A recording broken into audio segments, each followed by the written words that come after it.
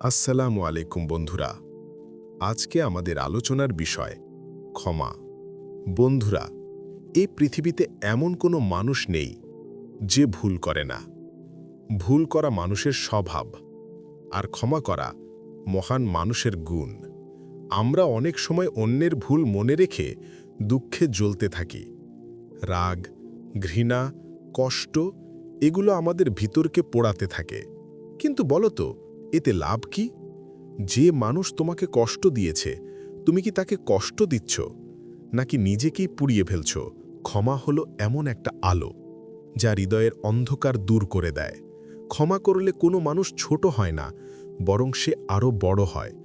রাসূল সাল্লাল্লাহু আলাইহি ওয়াসাল্লাম বলেছেন, সর্বশ্রেষ্ঠ মানুষ সেই যে রাগের সময় ক্ষমা করতে পারে।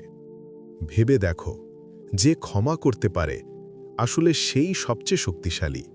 কারণ প্রতিশোধ নিতে শক্তি লাগে না, শক্তি লাগে ক্ষমা করতে। তাই বন্ধুরা, আজ থেকে চেষ্টা করো, যে তোমার বিরুদ্ধে ভুল করেছে তাকে ক্ষমা করে দাও। কারণ ক্ষমা করলে মন শান্ত হয়, রিজিক বাড়ে, দোয়া কবুল হয়, আর আল্লাহ সন্তুষ্ট হন। ক্ষমা হলো শান্তির দরজা। যে ক্ষমা করে সেই প্রকৃত বিজয়ী। আল্লাহ, তুমি আমাদের সবাইকে ক্ষমা করার তৌফিক দাও। আমিন। জাযাকাল্লাহু খায়রান। বন্ধুরা, চলুন আলোর দিশায়। আমাদের এই ভিডিওটি ভালো লাগলে লাইক করো, চ্যানেলটিকে সাবস্ক্রাইব করো ও ফলো করো ফেসবুক এবং ইনস্টাগ্রামে। আর দ্বীনি বার্তা ছড়িয়ে দিতে শেয়ার করো।